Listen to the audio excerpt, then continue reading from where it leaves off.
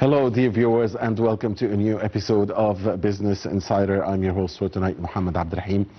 And tonight we'll be talking about economic empowerment for the youth, also the training of the youth, the psychological preparedness of the youth, the state's role in that, and that also of the society, of the private sector, of NGOs, the importance, of course, of an advanced educational system and the development of the skills of youth so as to prepare them for future jobs and for the labor market. So economic empowerment of youth here in Egypt will be our main topic for tonight.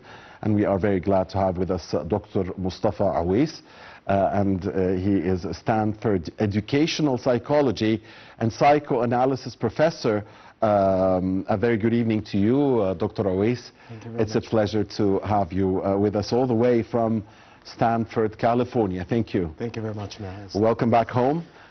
Yeah, finally, yeah. Dr. Ewees, dear viewers, allow us, as we always do in this program, first to watch a report about our main topic for tonight, and then we'll come back and start our discussion. All right, go ahead. Ahmed Koshuk, the Minister of Finance, announced that the private sector investments had risen by almost 80%, the highest rate since in years, as a result of recent government reforms aimed at fostering competitive neutrality. Speaking at the second annual conference of the Egyptian Competition Authority on Monday, Koshuk revealed that 10 major projects are scheduled to be activated this year. The minister emphasized that those projects highlight the importance of continuing to apply the principles of competitive neutrality, which are essential for promoting fair market practices. Minister Kochuk explained that the state ownership policy document had outlined clear principles and a strategic vision reflecting the government's commitment to gradually withdraw from the certain sectors of the economy. This approach is designed to strengthen the free market system and empower private sector participation. These efforts, he noted, that are part of a broader government strategy to attract more investments, improve the overall business environment, and support sustainable development. The projects expected to launch this year are anticipated to create significant job opportunities and contribute to boosting economic growth across multiple sectors. The minister underlined the need for strong coordination among all concerned institutions to ensure the success of these initiatives. He stressed that reinforcing transparency and maintaining fair competition are key pillars for the ongoing development of Egypt's economy. Minister Kochuk also pointed out that several sectors have shown strong performance over the past 6 months. The tourism sector recorded a growth of 13.1%, the manufacturing sector grew by 12.4%, and the communications and information technology sector expanded by 15.1%. Meanwhile, Egypt's overall economic growth rate rose from 2.5% to 3.9% during the period from July to December 2024.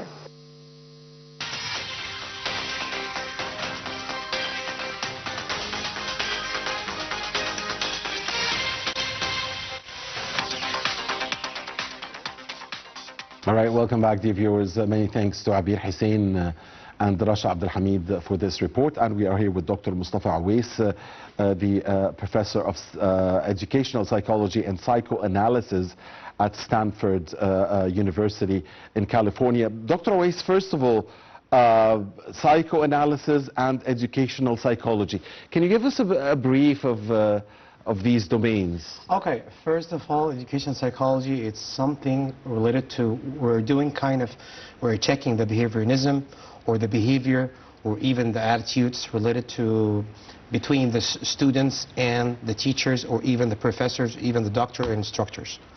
And we are going do a kind of analysis, psychoanalysis about their problems, because we are converting these problems to the positive side, and it depends about the atmosphere or the way going through the learning progressing. What's happening, we're focusing about this because this is the main thing. Before any teacher, any instructor, any educator start to do something, they're supposed to just study kind of students' behaviorism, how they're checking a kind of their entertainment before he's going to pronounce or to just rephrase about what kind of the scientific thinking is going to do.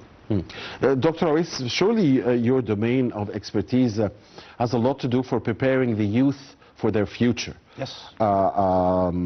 So from a very young age, when do you start like educational psychology measures? I mean, with kids at what? Well, I discovered which age? Or my mom, she just felt it. I have a good communication with the kids. The first job, when I was 16, I was a babysitter. And after that, she told me, all right, go ahead and go through these topics related to them. Depends about the college you're going to choose.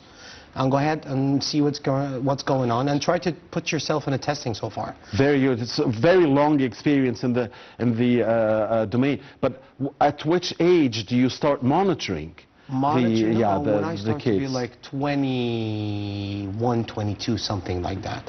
I was the first job I took it, or before I graduate, just before I'm going to be a senior, for grade 1 and grade 2. Okay. I was a class teacher. So starting from grade 1 and grade 2, yes, we look at the behavior.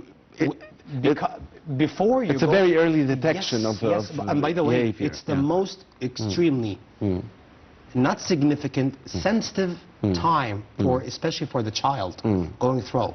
Because if you're going to put him on the right track, going through your coaching, your monitoring, okay, you're trying to instruct his mentality. And beside, he's going to behave.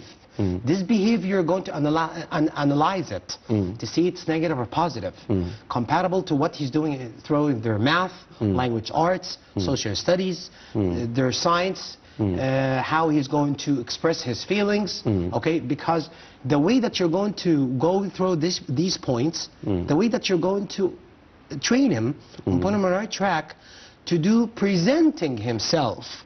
I don't want to say introducing because it's very old, or what they call it, it's old-fashioned word, okay? How he's going to abstract himself. Even to the principal, teachers, dad and mom, family, gathering, everything. Because I remember I had a long training when I was like 20, 25, how we're going to train the students in grade 4 in the States, in Oregon, okay? They're doing a very simplified about research paper. And this is really huge because paper, it's a big word. Okay, how he's going to put himself, or just to put, creating a kind of a topic, how he's going to talk about this topic, how he's going to activate his 5 W's, what, where, when, which, who, how he's going to do something creative related to what he felt, and he's going to enhance it and say it and behave it. So, how important is educational psychology and psychoanalysis for preparing children and then teenagers for the future? Without using their psychological factor, or you're not focusing about their psychological factor, the way they behave, the way they pronounce, their body language, their eye contact, their face expression, their body language, these things, it needs training, okay? You have to put them in a very, not big exam, but in a very good atmosphere, very positive atmosphere, in order to the learning progressing looks like what, even internal, external. Internal, external means internal, the school, the university, the training program, or outside the world to do that. Because he can watch or just look for something, he can felt it, then he's going to behave it. Or he's going to write it down, then he's going to behave it. We have many factories. We have many, even focusing about their divisions. Okay, this is the reason education psychology, it's focusing about how we're going to educate them using our psychological factor in the right track, and they are going to surprise you that he's going to get a case study or an example and he's going to believe himself that his identity, that he did something. Okay. And this necessarily means that preparing the trainers themselves, the lecturers, Indeed. the educators, the professors, the monitors, those who supervise this preparedness is very, very crucial.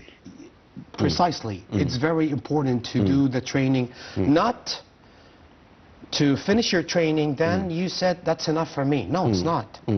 Because you know, life, it's like a what? It's like an open book until you get to die, all right? But at the same time, you have to activate your learning, okay? Because training needs the sense, not the sense of humor, the sense, what kind of your behavior, because the way that you behave can be an epic, can be an action, can be something like our president, Sisi. One of the things that I love what he's doing, when he just being so nice with the kids, okay, he's trying to create an atmosphere at the same time, because he's a father, at the same time he's the president, okay. These action, it's very important, because this is part of his races, that's his part of his education, that's his part of how he reached to this position. At the same time, he got to the sense of humor with the children, okay. Now, these days, even in Egypt or outside Egypt, what's happening about our social conflict, sometimes we're being aggressive. But how you control it, it's a program. You need to put the trainers, the teachers, the educators, the professors, the doctors, how you call the anger management program should be, you have to know it at least, how you activate it when someone trying to tease you or provoking you, okay? How has the evolvement of social media made it maybe more difficult for you trainers to deal with the young kids and try to make them as healthy mentally as mentally healthy as possible? I shared with a couple of professors and educators for a couple of years, or previous 2 or 3 years, for a couple of research and articles. There is something that's called decoding human behavior. The word of decoding means I'm trying to put you in a program, okay, going through your nerve system, okay. I give you something that's really catchy and very attracting your eyes, okay. Do you know that the reels that we're watching every day on the Facebook or the social media, it's affecting your nerve system? For sure. Okay? And if you stayed more than like 10 minutes, you're infected. You need to... 10 consecutive minutes. 10 minutes. Overall? Overall. If you can, 10 minutes in the morning, 10 minutes in... Okay. The way that you're holding your phone and going through your social media or the Facebook, LinkedIn, Twitter, whatever, okay, and you go in and you check it and you just report it, means that you have a problem. You need to stay away from a little bit from the devices, okay? When you watch the TV, I don't want to, it's very healthy, I don't want it's very dangerous, but at the same time you have to put yourself in a program to make it very equivalent, okay? These things, it's affecting the students, especially the youngers, especially starting from 3 until 12. Starting from teenager, it's going to be like evaluated. At the same time, it's going to be controlled. Okay, that's going to be a problem because there is no one, I think, so around the world, they can make a report, or writing a report, going through the meetings, workshop, training program, anything, even what you're doing with me, okay, or you're holding a device. It's part of yours. It has become so in the past couple of decades. How I guess, to make your balanced approach about something like that, you need to train yourself about something like that. Like what I mentioned, the professors, the doctor, the educators, any kind of human being trying to do a kind of teaching, training, whatever, okay, they have to know what is anger management program means. Because he needs to control himself, because he doesn't know what's the background for this kid, for this guy, for this girl, Okay, even they're teenagers, because sometimes these devices make them so aggressive. But you have to control it. You have to observe it. You have to stop, even they're trying to provoking you. How? You're going to not to control it, to customize it. The balanced approach, I really like that term. It's a psychological, terminology, related to educational psychology and psychoanalysis at the same time. So, what about university students? I mean, and their use of social media as well, and your role as educational psychology professors to also prepare them for their future. I mean, even those who are in university, some of them are addicted to their devices and to their sets, and this maybe causes social isolation at sometimes, causes, you talked more than once about anger management, so I don't know if this raises the anger level. We have a statistic data, not in Egypt, around the world, and we have a lot of autisms, ADHD, what they call it with the two practices, make it simple for the audience, special needs.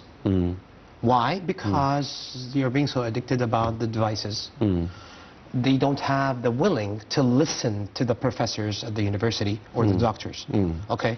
Means that the doctors or the professors, they need to train themselves how they're going to create something killing the persona, not everything's to give him a scientific thinking or to give him this topic about your topic. You have to add couple of psychological factor, treatment. It depends about what kind of the social interaction you're going to do with your students. It's very important, okay? For people, they have a problem like the special needs, like autism, ADHD, stuff like that, they need special treatment, okay? Why? Because the way that you're trying to concentrate, the way that you're going to explain or to analyze something, you need not like the normal people. No, you have to do it with a different way. Sometimes you're using kind of cartoon way. Sometimes you're going to do it very simple, related to what they like, what they feel, what they love. Okay. Sometimes what's happening these days, like part of politically, economically, give them something they love it, like gaming. They are crazy about gaming. Xbox, PlayStation, stuff like that. Get them something about this topic, then add the scientific thinking so far. Dr. Ewees, I tried to focus really on social media and its effect on the mental health of the kids and even the adolescents and university students, because I guess for any person to progress and to succeed, that person needs to be mentally healthy. I mean, more than anything else. And I felt that, and many people feel that social media or the addiction to technology has taken something away from our mental health. All of us, the elderly generations as well, not just the kids or the youth. Especially when the AI start to be the big godfather so far. Yes, that's true.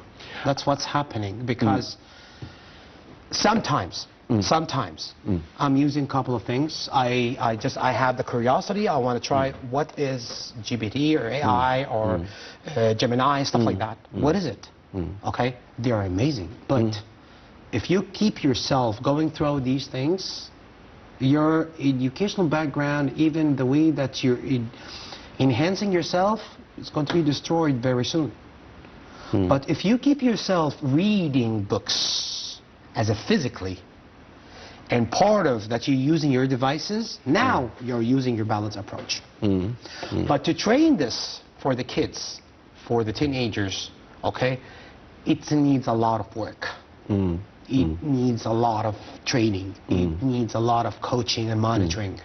Okay, it is part of your work, we need right? kind of trainers, educators, should be qualified. Not, what do you mean about qualified here? Qualified means to understand their psychological behavior. They understand what they love, what they need, what they hate. Because I need to customize something for them. Okay, use your device, but you have to put to yourself a program or a scheduling. Use it, use your Facebook and your social media, 15 minutes in the morning, 15 minutes afternoon, 15 minutes after. Easier said than very simple. But easier said than done. Drink too much water, not at least between 3 or 4 liters daily. You have to keep your biomechanical works, means that you keep walking, playing sports, doing something activated more than like what we're talking about, 25 minutes. I'm not talking about half an hour. I'm not talking about 45 minutes. I'm not talking about hour. Okay. You need to eat something really healthy. Not everything is junk food. Not everything Pepsi, whatever what they call it. You need to do your activation like painting, reading, cooking, something that you love it, to feel that your identity is still alive. Now you have a balanced approach. Okay. Sometimes I get the impression that I need to finish a couple of articles or review a couple of articles to evaluate it. For many universities, for many students, postgraduate or whatever, okay, I'm sitting more than like 2-3 hours, okay, front the tab or the laptop, whatever, your head's going to be infected. You need like a coffee, tea, it's give you kind of flash. You need to relax, okay? This is not a machine, okay? It's something we don't know how you fart, kind of, it's a factory inside, but you don't know how to do it. Okay, this is the reason you need to train yourself to do that. To put it yourself on a program. And can one train him or herself alone? I mean, without a tutor, without a mentor, without. It needs like a therapy, okay, or a coach. I don't want to say coach because I don't like the word of coach. I like a therapy. Therapy, he's trying to... Can one be his or her own coach or therapist? Yes, it can be individual therapy, can be a group therapy. You can divide it to the micro program, like twos. Okay, like triples, stuff like that. Okay, you can do something is really entertaining. Talking about different thing, different topic, anything, okay? You're trying to let them relax. Okay. Dr. Ewees, the job market has changed a lot in the past few years. So according to the new skills that are needed for the future job market, for those now in university or in school, they need new skills. They are going to learn skills that our generations, of course, I'm a generation older than you, at least, but I mean, that we didn't get. So there are newer skills that are to be learned. What are these new skills, and again, how to take the balanced approach? Okay, first of all, you need to scheduling your biological clock or your biological hour thinking an hour. How you're going, because the way that you're going to sleep early and you wake up early, it's very important. To take a shower in the morning, it's important. To drink between 4 and 5 liters, and I say 5 liters, it's more than drinking water, it's important. Walking, it's the most important and significant approach. Walking, it's give you kind of filtering your whole body from your nerve system until your toe. Okay? Besides, you're choosing your healthy or something that you love it, healthy food, okay? And I prefer the fruits, okay? Not something that you're going to, you need to drink some like a juice. No, you need to make the juice. If you need something like a salad, you need to have to yeah, just buy the fruit or the salad and do it at home. Precisely. This is the most basically, okay, he's going to start to do, because this is a healthy lifestyle, okay? Then he's going to choose programs like reading program, like activate part of activities, like not sports or physical education, but part of that he's going to do something that he's brilliant on it. Okay, he needs to talk to new people, or he's going to help the old people or the small babies, like the handicaps, stuff like that. That's teaching him a patience, and how he's going to be have something really durable, and his social complex is going to be a little low, going down, not too, because when you watch too much violence, you need to try it. You have the courage to try it. Okay, because, and this is mentioned in Quran and even for a lot of verses. Okay, in the same time, the way that you're going to communicate with yourself, or communicating with different categorized with people, even educators or not educators, okay, you need to review yourself every day.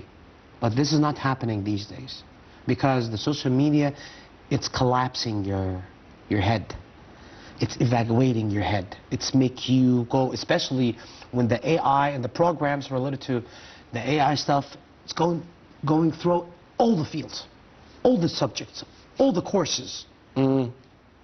That's a little bit scary. That's really scary. Even one of the professors, we call him the godfather of AI, he was working and he did the first statement so far in Google. Guys, be careful. I'm 80 or 84, 85, but just be careful, because I'm being so regretted what I made, especially with my team. This is much more dangerous than I thought it would be. And yes. You know. Elon Musk just mentioned in 2 days that in 2035, there is no medical doctors, there is no physicians.